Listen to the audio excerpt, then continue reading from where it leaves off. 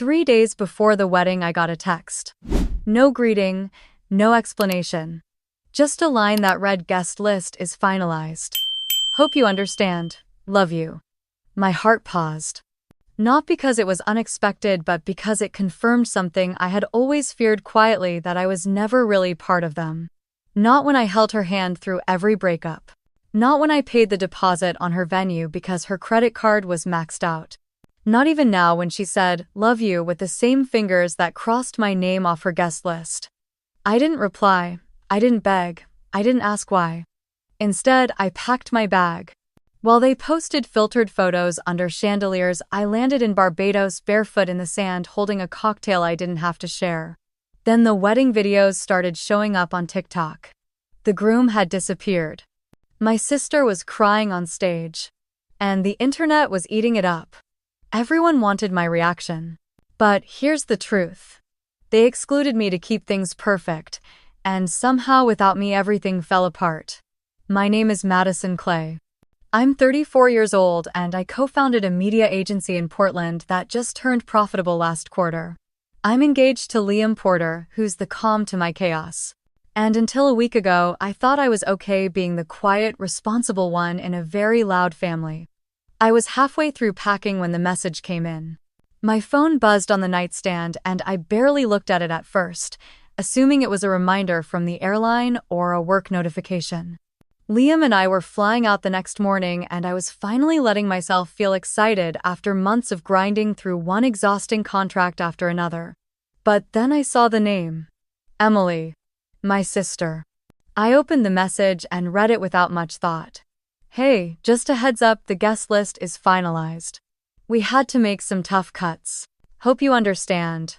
Love you." At first, I didn't react. My brain just didn't process it. Like, it was missing some context or a second part was coming. Maybe it was a joke. Maybe she meant someone else. Or maybe my name was somehow overlooked in the final copy but would still be on the RSVP. I stared at the screen again, this time slower. Finalized. Tough cuts. Hope you understand. I wasn't just another guest. I wasn't a college roommate she hadn't spoken to in years, or a coworker she didn't want to offend. I was her sister. Her only sister. And she cut me. I set my phone down and stood still for a moment, my hand still gripping the corner of the suitcase on the bed. The hum of the AC filled the silence. I could hear Liam's faint voice from the living room, probably on a call. The Austin skyline outside the window glowed with that soft, peachy dusk light that always made the city feel gentler than it really was. But inside me something had shifted. I picked up my phone again and opened Instagram. Emily had posted a photo to her story just an hour earlier. It was a whiteboard decorated in rose gold marker with pastel flowers doodled around the corners. Guest list finalized. So grateful for all of you who will be part of our day. Below it, a list of names. I zoomed in, scanning column after column. I knew most of them. Childhood friends, extended family, mutual acquaintances.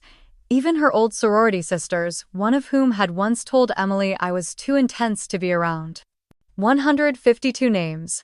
Mine wasn't among them. A part of me wanted to laugh just to keep from falling into that familiar hole of disbelief. I'd always known Emily could be selfish, but this was new. This was surgical. Quiet. Calculated. I didn't even hesitate. I hit call. Mom answered on the second ring, her voice light and overly cheerful. "Hey sweetheart, what's going on? I skipped the pleasantries. Emily just sent me a message. She said the guest list is finalized and I'm not on it." There was a pause. Just a second. But it was enough. "Oh honey," Mom sighed. "Don't take it personally. You know how weddings are stressful, complicated. They had to make some hard choices." She used that tone again. That one that always made me feel like I was overreacting. Like I was a problem to be managed. "Mom, she invited over 150 people. She included Rachel Miller and her husband, who Emily hasn't spoken to since college. I'm her sister. I helped her move across the country. Twice. I loaned her money. I sat on her bathroom floor with her during panic attacks. And now she can't even give me a seat in the back row. Sweetheart, don't do this. It's her day. You're making it about you. I almost dropped the phone. I'm making it about me. She's the one who made a decision. She's the one who sent a cold robotic message instead of picking up the phone. And you're siding with her. Again. Madison, you've always been the strong one. Emily's under a lot of pressure. And I'm not. I ended the call before she could say anything else. I stood in the center of my bedroom, fists clenched, heart racing but oddly calm. It wasn't the kind of rage that needed to be screamed into a pillow. It was something colder. Sharper. A realization that had been waiting in the wings for years. I'd been the glue in our family for a long time. The one who never made waves. The one who always flew home for Christmas even when my startup was collapsing. The one who kept quiet when Mom forgot my birthday but flew to New York to throw Emily a surprise spa weekend. I was always expected to understand. But no one ever made room for me to feel anything. Madison, I looked up. Liam was in the doorway holding 2 mugs of tea. His expression shifted the moment he saw my face. What happened? I hesitated, then walked over to him and took one of the mugs. Emily's wedding is next weekend. I just got uninvited. He blinked. What do you mean uninvited? She cut me from the guest list. Sent a text. 3 sentences. Mom told me not to make a big deal out of it. Liam didn't speak right away. He set his mug down, walked over, and took mine from my hand, placing it on the dresser. Then he looked at me and said quietly, "Do you want to talk about it or do you want to leave it behind?" I felt something loosen in my chest. I want to leave it behind. Good. He pulled me into a hug, and in that moment I knew exactly what I needed to do. I wasn't going to sit around Austin next weekend refreshing social media and pretending it didn't hurt. I wasn't going to make excuses for people who had stopped seeing me as family. Tomorrow, I'd be on a plane with the man I loved, heading to a place where no one would look at me like I was too much or not enough. And this time, I wouldn't leave any space for them to follow. The next morning, we were at the airport by 7. Liam held my hand while we waited in the security line, his thumb tracing slow circles over my knuckles. I hadn't told anyone where we were going. No dramatic exit. No final words. I just turned off my phone, deleted the calendar reminder that said Emily's wedding, and chose silence. It was a direct flight from Austin to Bridgetown, Barbados. 5 hours and change. I stared out the window during takeoff, watching the city fall away beneath us, the buildings turning into matchsticks, the roads like veins disappearing under clouds. Liam had packed a carry-on for me while I was in the shower that morning. He knew. I didn't need to explain. He leaned over, brushed my hair behind my ear, and said, "Just you and me, okay?" I nodded. Halfway through the flight attendants brought around small glasses of pineapple juice and warm mixed nuts. Liam flipped through a travel magazine, pointing out places we might explore: the fishing village of Oistins, the beaches on the west coast, a cliffside restaurant he'd read about in a blog. I smiled, I nodded, but inside I was somewhere else entirely. My mind kept drifting. To my 13th birthday, when Emily had broken the new tablet Mom got me. She cried, said it was an accident, and Mom gave her my cake because she looked so upset. To high school, when Emily took my car without asking and totaled it. Dad blamed me for leaving the keys out. To college, when I got into UC Davis and Emily didn't time. I chose not to go so I could stay closer, help the family. No one asked me to, but they didn't stop me either. Every time something happened, I was expected to be the older one, the responsible one, the calm one. I was trained to swallow things before they could make a sound. But not this time. This time they weren't just asking me to understand. They were acting like I didn't even exist. We landed just after 2 in the afternoon. The moment I stepped off the plane, the humidity hit like a warm wave. Sweet, salty, alive. The airport was small, almost sleepy, and the customs line moved quickly. Outside, a driver held a sign with our names. He greeted us with a broad smile and 2 cold bottles of water, ushering us into a sleek black SUV with tinted windows and leather seats that smelled like vanilla and citrus. The drive to St. James took under an hour. We passed colorful houses with shuttered windows, kids playing soccer on dusty lots, and flowering trees that dipped low over the road. The ocean appeared, disappeared, and then came back full force as we curved around a bluff. I rolled down the window. The wind tangled my hair, and I didn't care. The resort was something out of a daydream. Open-air lobby with palm trees growing through the floor-white stone archways and the sound of water everywhere. Liam checked us in while I wandered to the edge of the infinity pool. Beyond it, the sea stretched in every direction.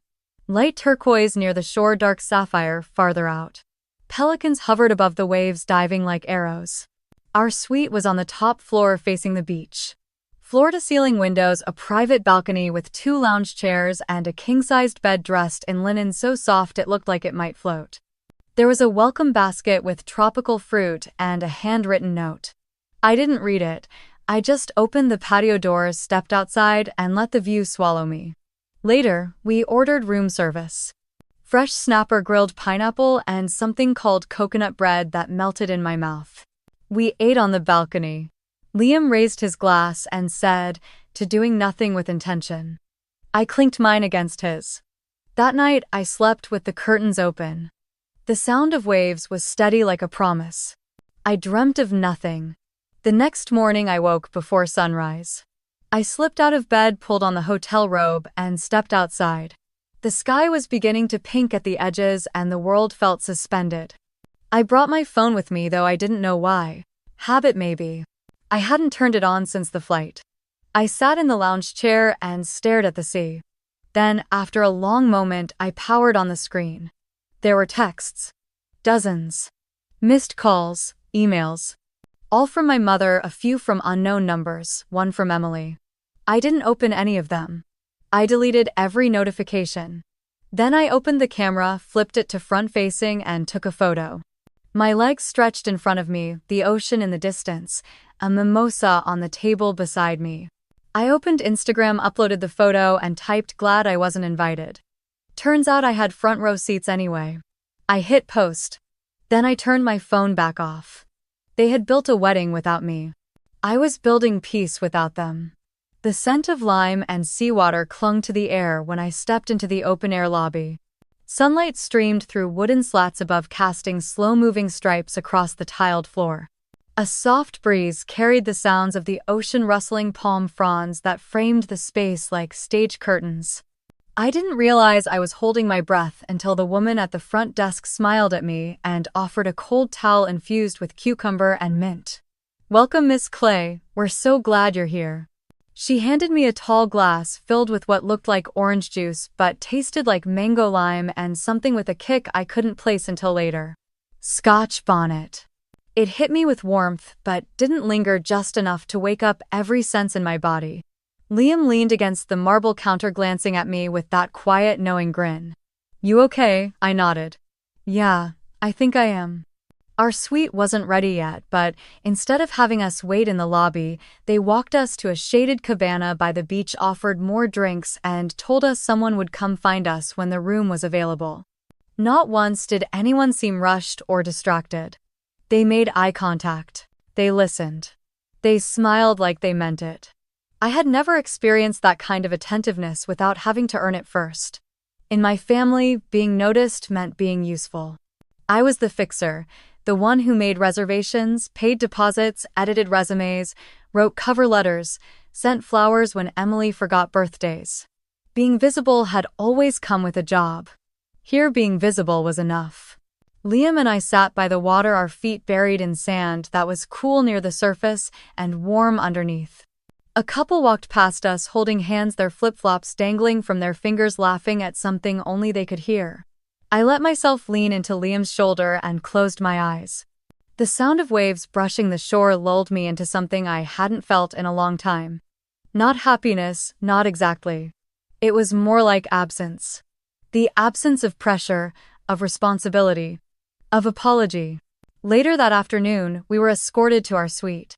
The moment the door opened, I exhaled audibly. Floor-to-ceiling windows framed the sea like a living painting. The room smelled like linen and jasmine. A fruit basket sat on the table with a handwritten card that read, "We're honored to have you with us." There were no conditions attached to that sentence. Just welcome. I took a long shower, letting the hot water wash off the memory of that message from Emily, of Mom's voice, of every time I had made myself smaller to keep the peace. That night we dressed up, just a little, nothing fancy. I wore a sundress I hadn't touched in months. Liam had on a button-down I'd bought for him last Christmas. We sat at the restaurant overlooking the sea, sharing plates of grilled fish and coconut rice, sipping on a cocktail the waiter called the Island Ember. He raised his glass. To peace, he said. To being allowed to exist, I added. After dinner we walked the beach barefoot. The moon lit the water in silver streaks. I stopped and looked out at the horizon. Somewhere out there Emily was trying on her wedding dress for the final fitting. My name wasn't on her list. And for the first time I didn't feel like that meant I had failed. The next morning I woke up with sunlight spilling across the sheets. Liam was already out on the balcony reading. I wrapped myself in the hotel robe and joined him. He handed me a mug of coffee with a slice of lime on the saucer. They do this thing here where they add a little citrus to the roast. He shrugged. I don't hate it. We sat in quiet for a while. The ocean was calm, the sky cloudless. Birds swooped low, dipping into the waves. I pulled out my phone and looked at the screen. Still off. I turned it on just long enough to open the camera. I took a photo of the table. My mimosa, Liam's coffee, the sea beyond us framed perfectly. I uploaded it to Instagram with a single caption. Glad I wasn't invited. Turns out I had front row seats anyway. Within minutes the likes started rolling in. A few comments from colleagues. A laughing emoji from a college friend. But I didn't linger. Liam glanced over and raised an eyebrow. That the infamous post? I smirked. Just a quiet truth. He sipped his coffee and looked out at the water. No need for a front row seat when the view is better from here.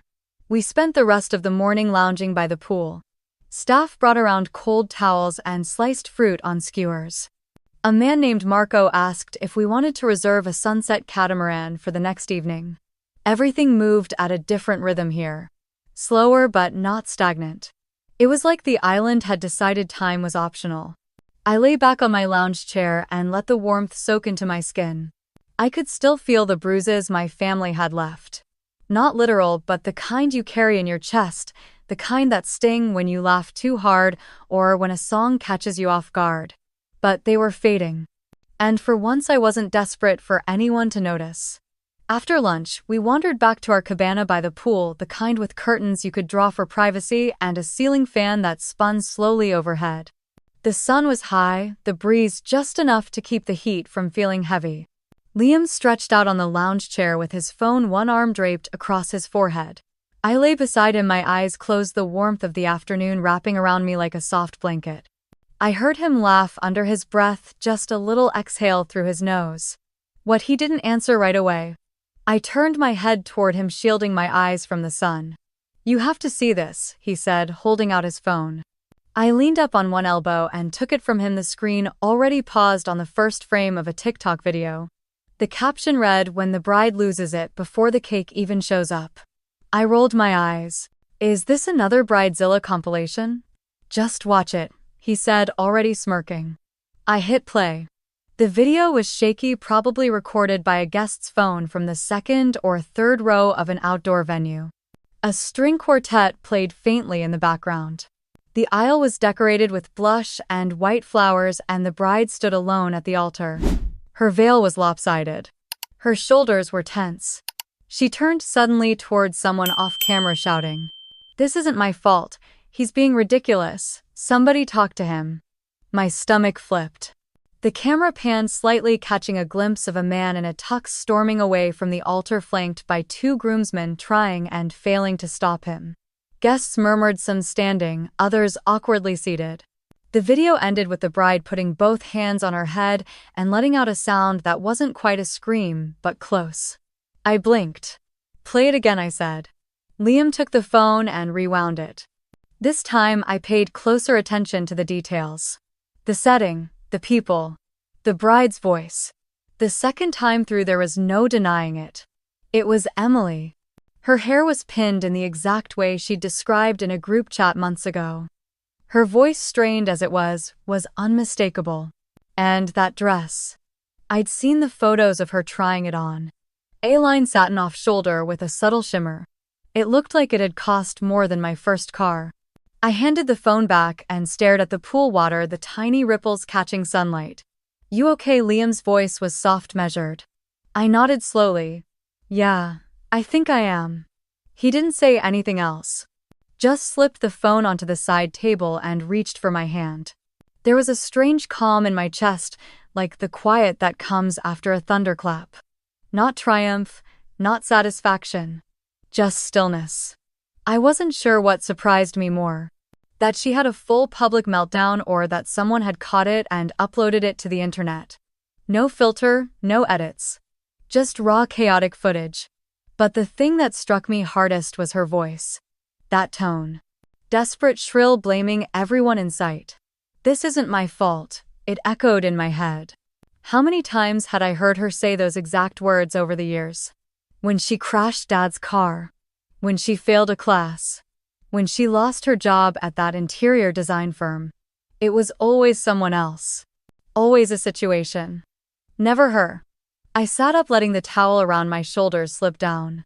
"Do you think she knows it's online?" Liam shrugged. "If she doesn't now, she will soon." I reached for my phone, hesitating before turning it on again. A tiny part of me expected missed calls or texts. But the screen stayed quiet. No alerts, no red badges. Just the default lock screen and the Caribbean light flooding over my hands. I opened TikTok and typed in a few words: "bride meltdown wedding." The search populated instantly. The video we'd just watched had already hit over 300,000 views, but there were others now. Different angles, different guests. Some had captions like "runaway groom drama" or "she really said not her fault." One had a slow zoom on Emily with the text overlay: "when your big day turns into everyone's tea." I didn't laugh. Instead, I felt something loosening inside me, something I hadn't realized I was still carrying. The weight of always being the strong one. The silent one. The responsible one who stayed behind to sweep up the pieces. I wasn't angry. I wasn't even smug. It just felt like balance. Like gravity had shifted half an inch in my favor.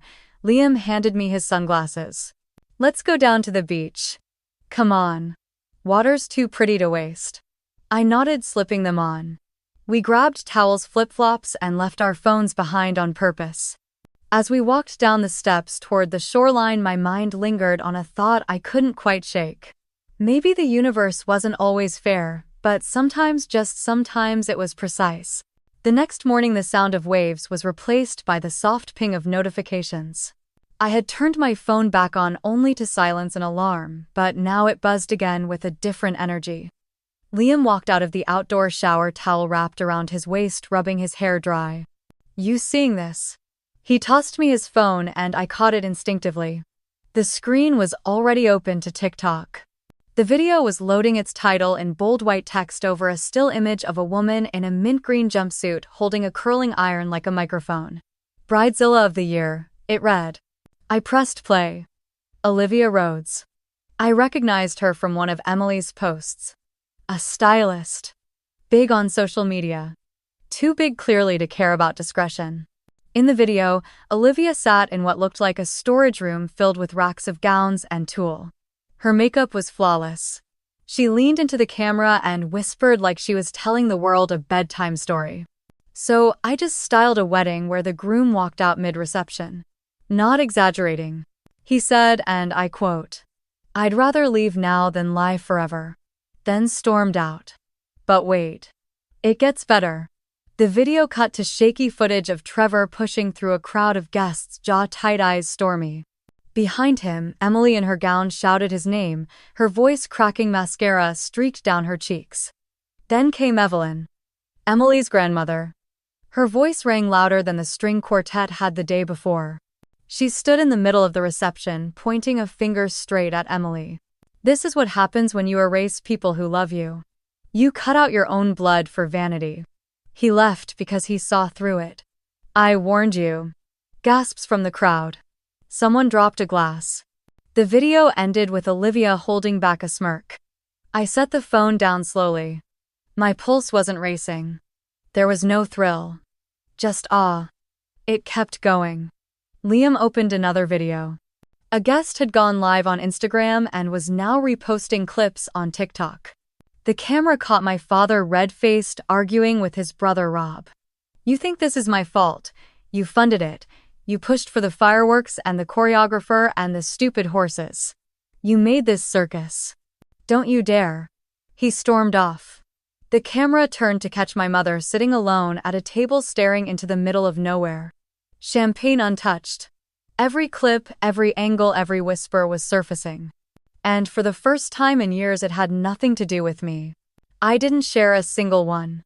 But the views kept climbing. Liam scrolled and handed me his phone again. "Look at the comments. They were brutal. Serves her right. Is it just me, or is the grandma the real MVP here? You know someone was forced out before this wedding even happened." I couldn't stop reading. Not because I wanted revenge, but because for the first time strangers saw what I'd lived through for decades.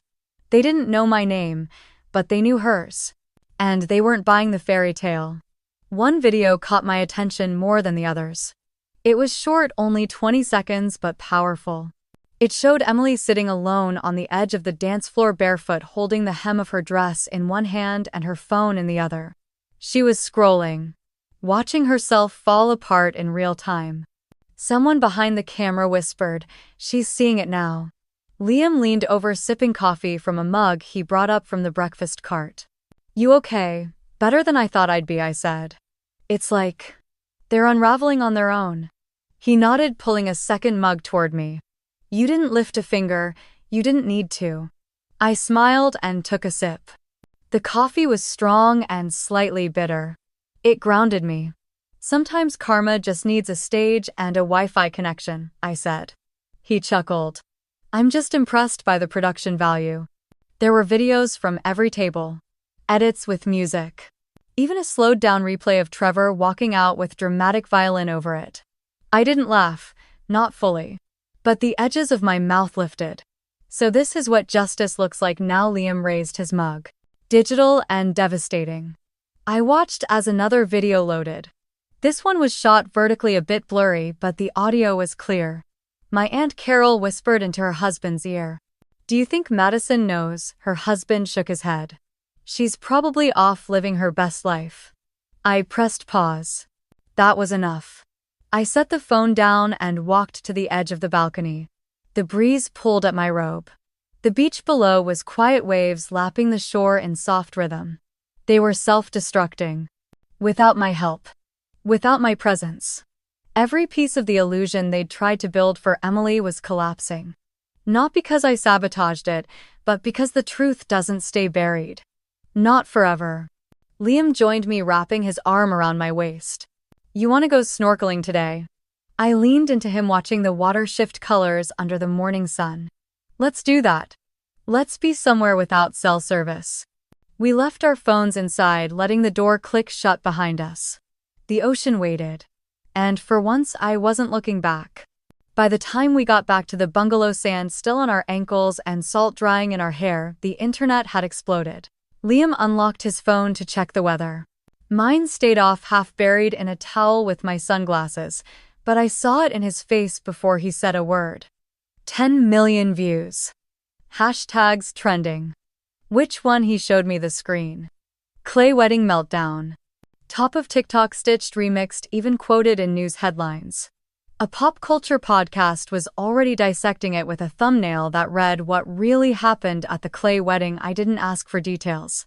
He passed me a towel and kissed the top of my head. "Take your time." I walked to the outdoor shower and let the water run over my shoulders, clearing sunscreen and salt. My thoughts stayed quiet. No bitterness, no gloating. Just a kind of settled stillness I hadn't felt in years. When I finally turned my phone back on, it vibrated for what felt like a full minute. Notifications flooded the screen faster than I could swipe. Text from Mom. First time in over a year. "Your sister needs you. Come home." One from a number I didn't recognize. "Please. Your family needs help." Another. "They're saying awful things about her. You're the only one who can fix this." I stared at the words until they blurred. None of them said sorry, none said we were wrong. Just need. Expectation. Urgency that had nothing to do with love. I clicked block. One by one. Then closed the Messages app altogether. Liam was sitting on the porch with a drink in hand and his feet propped on the railing. They reaching out, I nodded. Saturday beside him. Watched the sun start its descent behind the palms. Blocked them, all of them. He glanced at me. Even your mom. I didn't look away from the sky. Especially her. We sat in silence for a bit. The kind that's full, not empty. Then Liam asked, what if they keep trying 100 times? 1,000. I turned to him, eyes steady. Then they'll hear silence 100 times.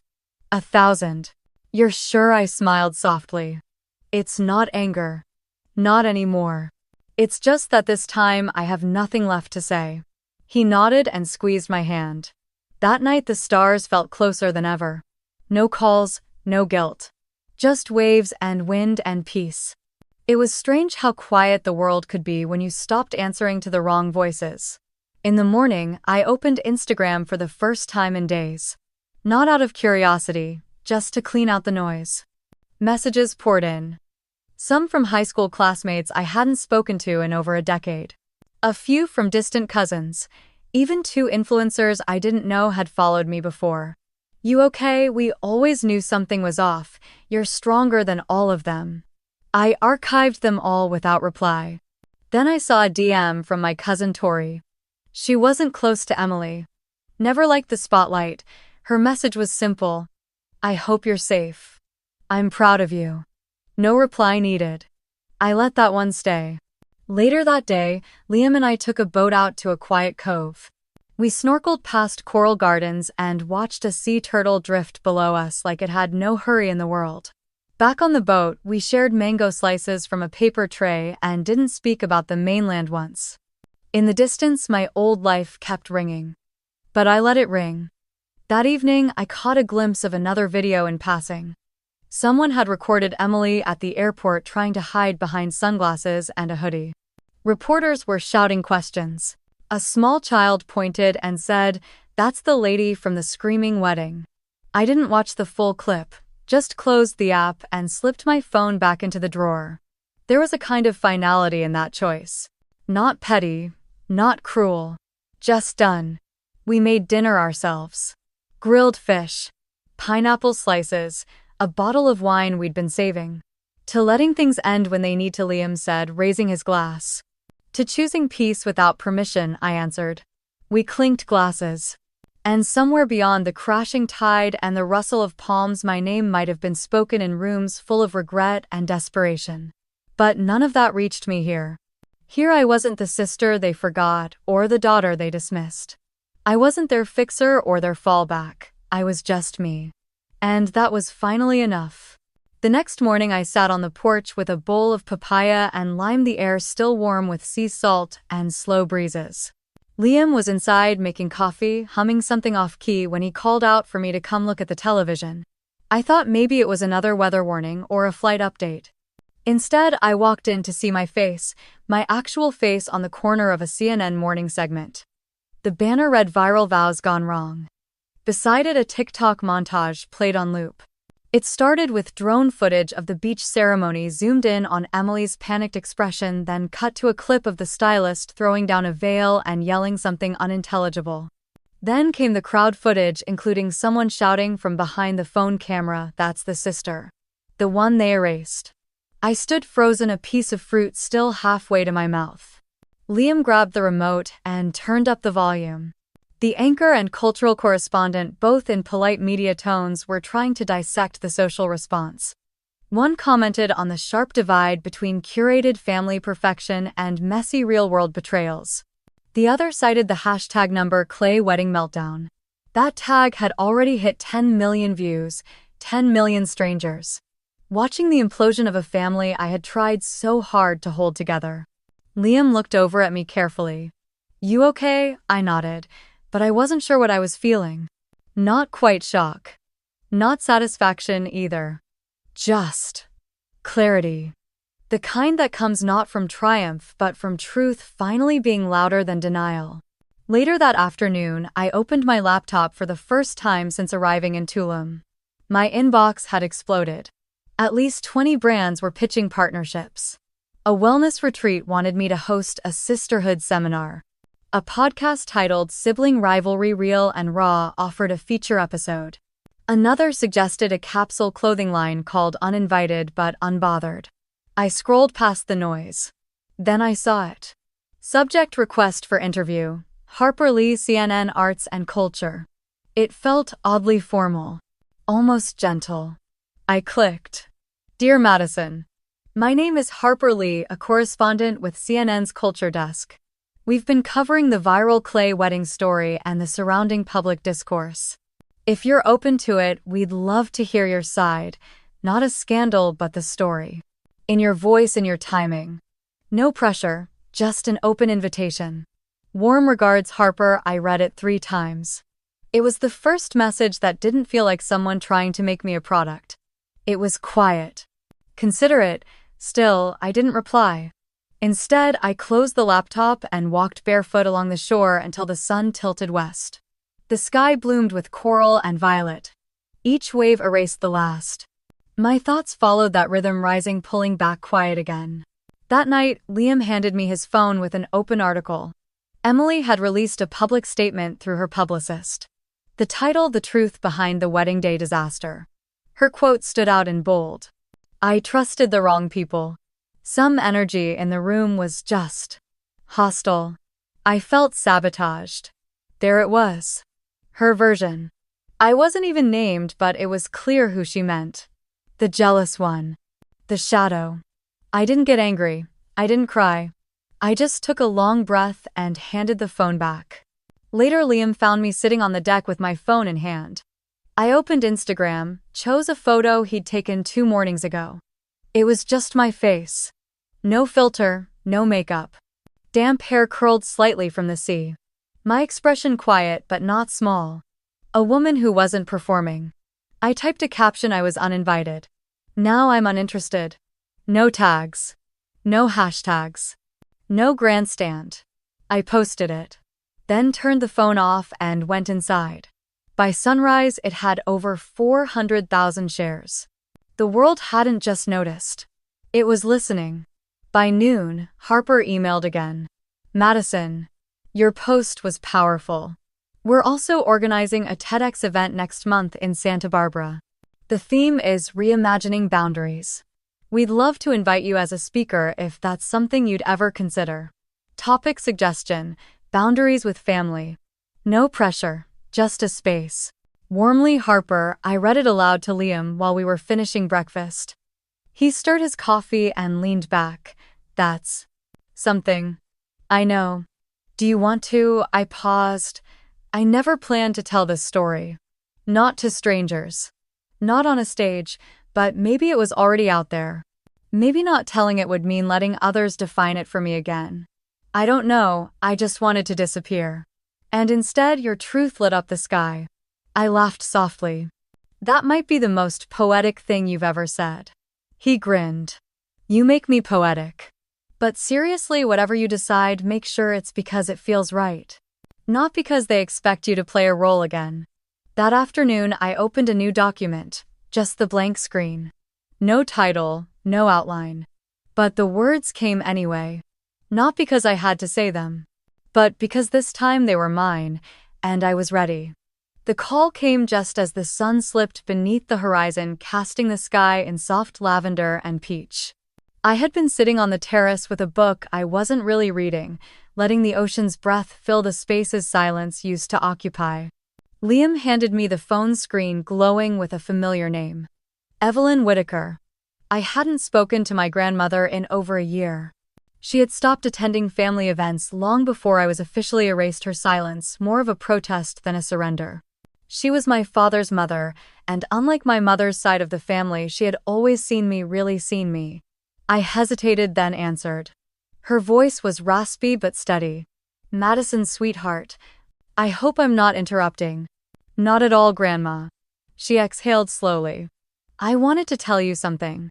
I should have done it years ago, but I didn't know if it was my place. I sat up straighter. Your grandfather left a will. A different one than the family told you about. He updated it before he passed, made sure you were the primary beneficiary. He wanted you to have the Monterey house, his trust in the investment firm, and a few other assets.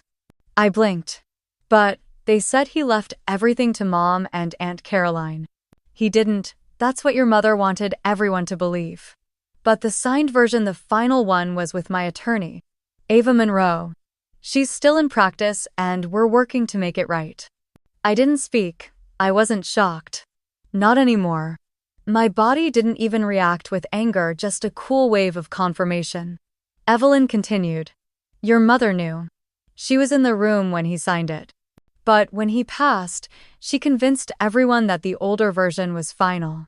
And I let her. I didn't want the family to break apart even more. My stomach sank, not from betrayal, but from the weight of generational silence. Why now? I asked gently. Because I saw you on the news.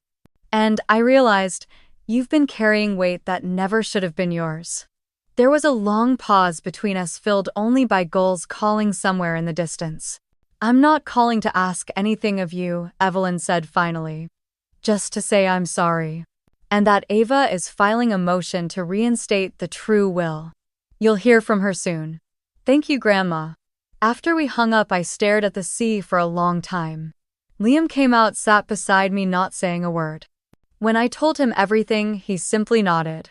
That explains a lot. It did. It explained the unease I'd always felt, the whispers that followed me at family events, the looks my mother gave me when I asked too many questions about Grandpa's accounts. But it didn't change who I was now. I didn't feel vindicated. I didn't feel triumphant, just clear. This wasn't about the Monterey house or the money. It wasn't even about the lie. It was about finally seeing the full picture. About realizing that even the roots of my family's manipulation went deeper than I thought.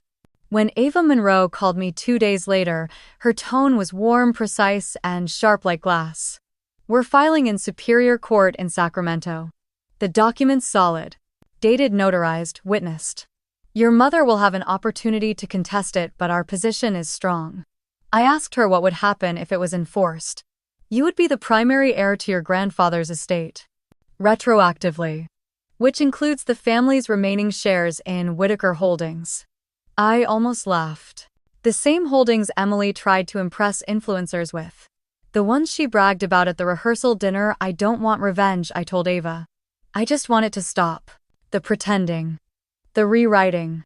She replied softly. Sometimes clarity is the sharpest form of justice. I didn't tell my mother. I didn't call Emily. I didn't post a thing. I just lived. I kept swimming in the mornings, cooking dinners with Liam, answering emails from students who watched my TEDx clip and said it made them call their estranged siblings or set boundaries with toxic parents. I existed without the ache of proving I deserved to. One night, Liam placed an envelope in front of me. It had the court seal. Inside was the preliminary hearing date. It didn't make my heart race. It didn't steal my breath. It was just paper. The truth was already mine. The rest was just logistics. Emily was not used to losing. Especially not in public. At first, she stayed quiet, probably hoping the buzz would die down, but it didn't. The video of the wedding fiasco had gone viral in ways no one could have predicted. It wasn't just one clip anymore. TikTokers were making deep dives, analyzing every awkward glance, every moment of tension. There were reenactments, reaction videos, even a couple of makeup tutorials inspired by my beach selfie. Somewhere between the 5th and 10th million view, Emily snapped. She submitted a takedown request to TikTok citing violation of her privacy. Then another. And another. She flagged the most popular account, a creator named Olivia James, who had posted a stitched commentary that opened with the words, "So apparently the sister planned and paid for the wedding. And wasn't invited." That one had over 8 million views and counting. Olivia responded with a new video the next morning. Her voice was calm but firm. "You can try to silence the internet," she said, "but you can't erase what you did just because it's inconvenient now. The truth doesn't violate privacy. It just shines a light where you hoped no one would look." The comment section exploded. Most people sided with Olivia. Some dug up old interviews Emily had done where she talked about her perfect family and her supportive upbringing. Others started stitching together timelines, receipts, even the leaked seating chart that showed my name scribbled out and replaced with TBD next to the kitchen staff. The irony wasn't lost on anyone. By that weekend, a new phrase was trending: justice for Madison. It was surreal. I never asked for any of it. I never thought people would care this much. But they did. Not because I was special, but because the story was familiar. People knew what it felt like to be left out, to be replaced, to be made to feel invisible by those who should have protected you. And now Emily was learning what it felt like to be held accountable. She tried a different approach next. A live stream. I wasn't watching it live, but Liam was. He called me from the guest house, voice tight with disbelief. "You're going to want to see this." I walked into the main room where the television was on and muted her face, already filling the screen. Eyes red. Makeup streaked. Voice trembling. "I didn't want to lose my sister," she said. Her hands were shaking. "I never meant to hurt her. I just wanted things to be perfect." The chat was brutal. "Then why did you erase her?" "Perfect for who? Your Instagram followers. You knew she paid and still cut her out." The comments kept pouring in. Liam glanced at me and handed me the remote. I turned the volume down even lower until it was just a whisper under the ceiling fan. "She's not crying because she lost you," he said. "She's crying because she lost the image. The fairy tale. You messed up the picture she painted for everyone." I didn't reply. Instead, I walked over to the stereo and hit play. A slow jazz record started, warm and loose, filling the space between us. Sometimes silence said more than anything else. The next morning, my inbox was full. Strangers from all over the country shared their stories. Women who had been written out of wills. Daughters who were pushed aside for prettier sisters.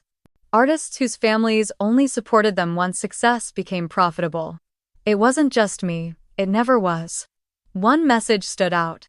A mother wrote, "My teenage daughter watched your TEDx clip last night. She turned to me afterward and said, 'Maybe I don't need to chase them anymore. Maybe I can just chase me.' Thank you for giving her that." I sat with that for a while. Not because it was flattering, but because it was humbling. What started as pain had turned into something larger than me, something freeing. Meanwhile, Emily tried to pivot again. She posted a curated carousel on Instagram, pictures of us as kids, captions about forgiveness and healing, a quote from some therapist she probably never saw. Comments were turned off. Liam laughed when he saw it. "She's trying to rebrand," he said. But I wasn't interested in fighting her anymore, or correcting her version of the story.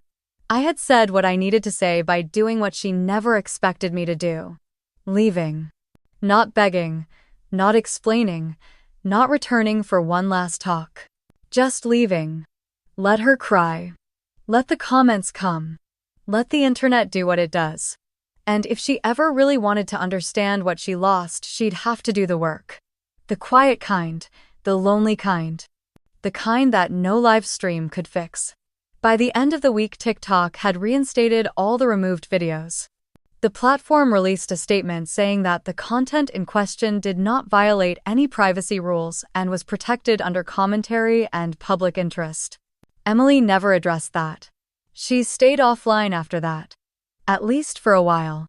Liam and I took a walk that night, the stars clear over the beach. We didn't talk much. Just the sound of waves and our footsteps. After a while, he asked, "So, do you think they'll ever really see you? Not just notice you. See you?" I stopped and looked out at the dark water. "They saw what they wanted to see," I said. "A version of me that stayed useful, quiet, and small. And now I don't need to be seen by them. I just need to stay visible to myself." He smiled and reached for my hand. "Come on, the tide's going out." We turned back toward the house, the jazz still drifting faintly through the screen door, the night folding gently around us. And for once there was nothing left I needed to prove. The water was still when we stepped onto the dock, golden light stretching across its surface like a quiet promise. Liam handed me my paddle and didn't say a word, and I didn't need him to. We pushed off gently, our boards gliding side by side into the open cove. I had never been good at silence before. In the past, I would have tried to fill it with questions, explanations, apologies. But that evening, under the slow-fading sky, I let it be what it was. Clean. Simple. Undemanding. A pelican dove into the water ahead of us, wings slicing the air, and I smiled, not because it was particularly meaningful, but because it reminded me that things could be beautiful without being symbolic. Not everything had to lead to something else. Back at the house, my phone buzzed. I didn't check it right away. It was too nice out, too still. But once we'd rinsed the boards and put them away, I picked it up and saw the name, Harper. Her message was brief. She said the podcast had taken off since the video went viral. That people wanted to hear from me directly. That I could talk about what really happened in my own words in my own time. No edits.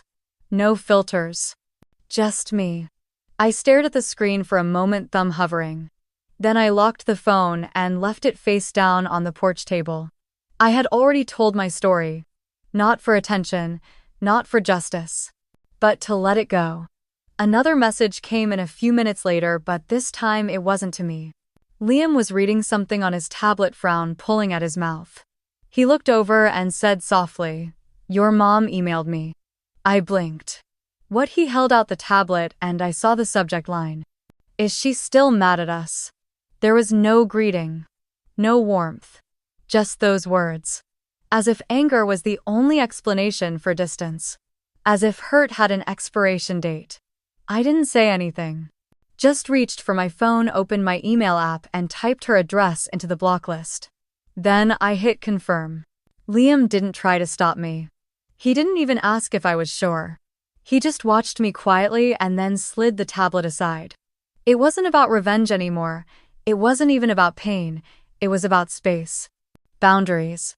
Breathing room. Later that evening, we walked down to the pier again. The sun was lower now, melting into the horizon, painting everything in soft amber and rose. I sat on the edge of the dock, bare feet skimming the surface, watching a lone sailboat drift past the mouth of the bay. Liam sat beside me, elbow resting against mine, and asked gently, "So what now?" I didn't answer right away. I thought about everything we'd done. Everything we didn't do. The silence, the statements, the non-statements. Then I said nothing. We just live. And we did. We made dinner together, something easy and warm. We played music. I read a chapter from a novel I hadn't touched in weeks. He started sketching again, filling the corners of his notebook with palm trees and sailboats and nonsense shapes. No one from my family reached out again. Not that night. Not the next morning. Not the day after that. It was like they had disappeared entirely. Or maybe I had. And honestly, I didn't mind.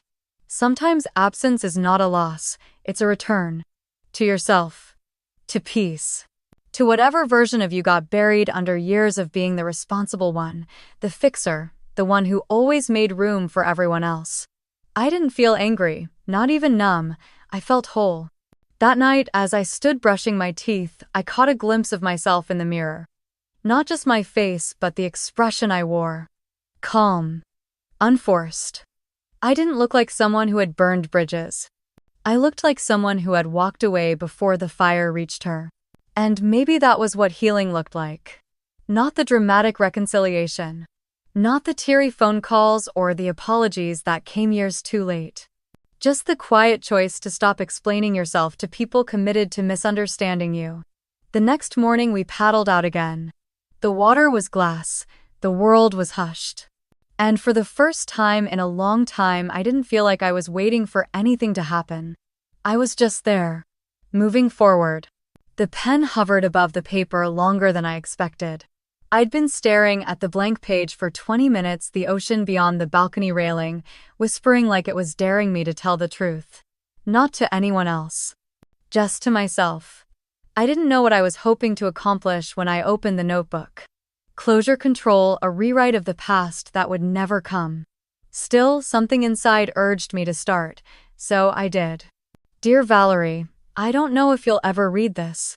I'm not even sure I'd want you to. But I think I need to say these things out loud even if no one is listening. I told myself I had let go.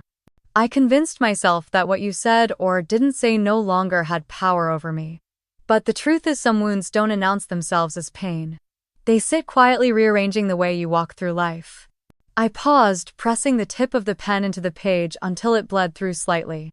I wrote about the piano recital when I was 7, the one you missed because Emily had a fever. I didn't blame you then. I don't even now.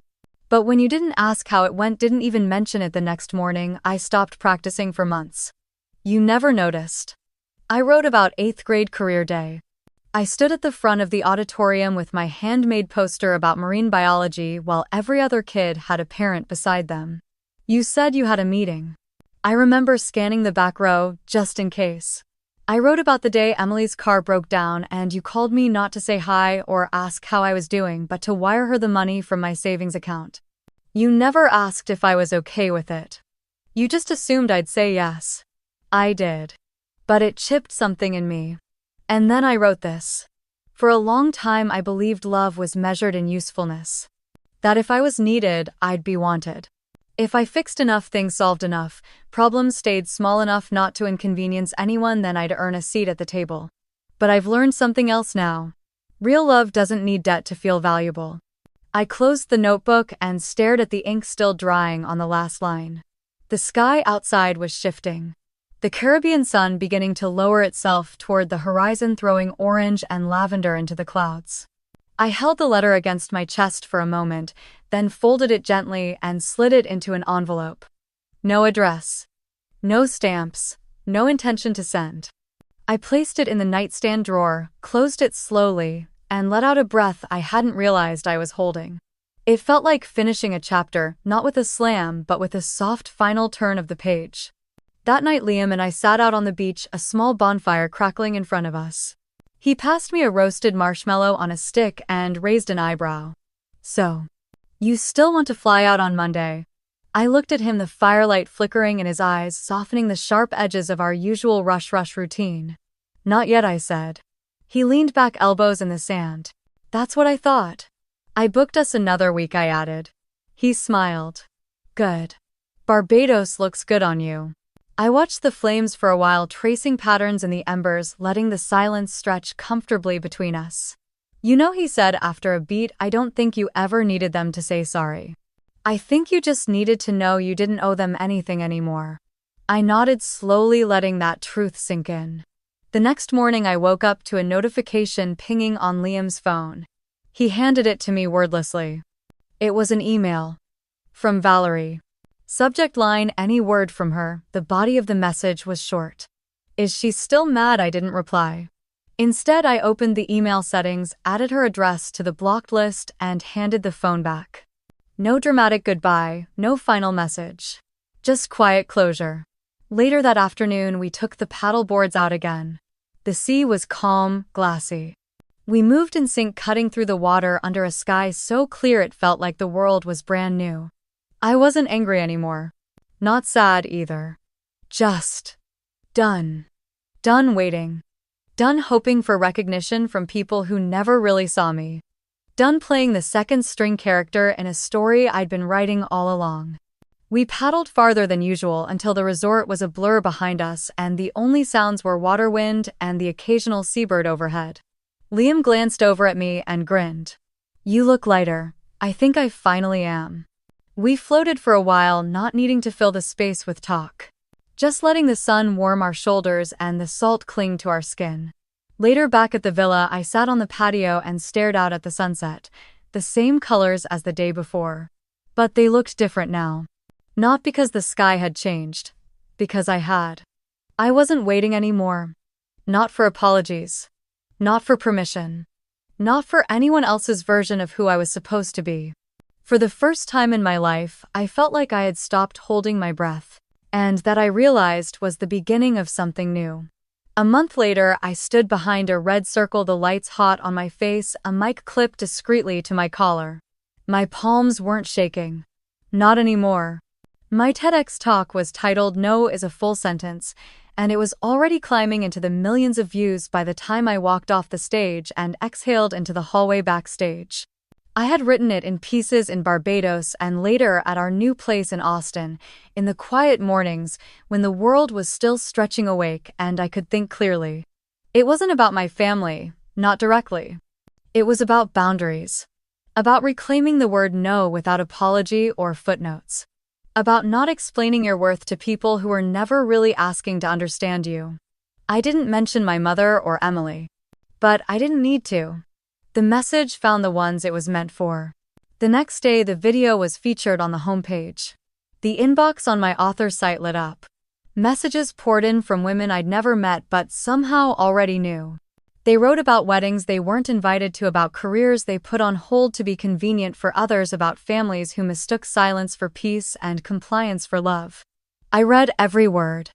But I didn't go looking for one from Emily. And I didn't find one. She hadn't reached out. And for the first time in my life, I didn't keep my phone volume up just in case. I didn't refresh my email or wonder if I had missed a call. I wasn't angry, I just wasn't waiting. Some things stay broken. Some people choose silence. And that's still a choice. I chose differently. Liam and I moved into a small townhouse near Lady Bird Lake. It wasn't flashy, but it had huge windows, wood floors that creaked just enough to feel alive, and a back deck where I could write barefoot with a cup of tea beside me. I was working on my first book. The title had come to me while swimming in the Caribbean one evening just before dusk. Deleted from the guest list. It wasn't a revenge memoir. It wasn't even a sad one. It was a story about what happens when you stop trying to get back into a room that locked you out long ago. Some chapters were heavy. Others were light. A few were funny in that quiet, dark way pain becomes funny after enough distance.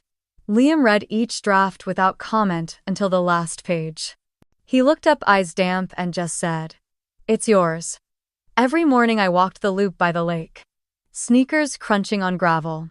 Birdsong weaving into the rustle of breeze through the cypress. I used to start each day checking texts, hoping for a crumb of validation. Now I checked in with myself. Do you feel steady? Yes. Do you feel free, God? Yes. Once during one of those walks, I saw a woman sitting on a bench crying softly. I didn't stop. I didn't intrude. But I slowed just enough to meet her eyes, and nod in that way women do when they recognize the ache in each other. I hope she found her red circle. I never did hear from my mother again.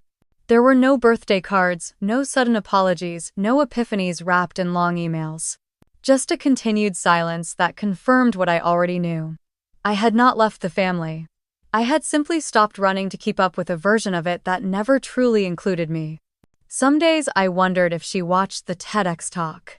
If she did, I imagine she didn't recognize herself in it. And that was fine. Healing didn't require their understanding, it only required my own. When the book sold, my agent called with tears in her voice. She said, "You're going to help so many people." I smiled and told her I just helped one. Me, Liam and I cooked dinner most nights. Nothing fancy. Tacos. Roasted vegetables. Pasta with too much garlic.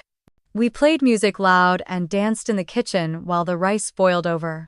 We made plans for trips we hadn't booked and laughed about the absurdity of seating charts and monogrammed napkins and people who needed power more than they needed peace.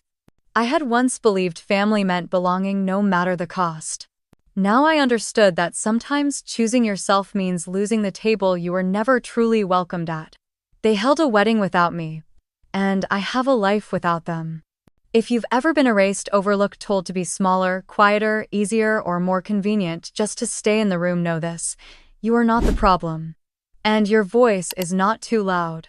So tell your story. Loudly or softly.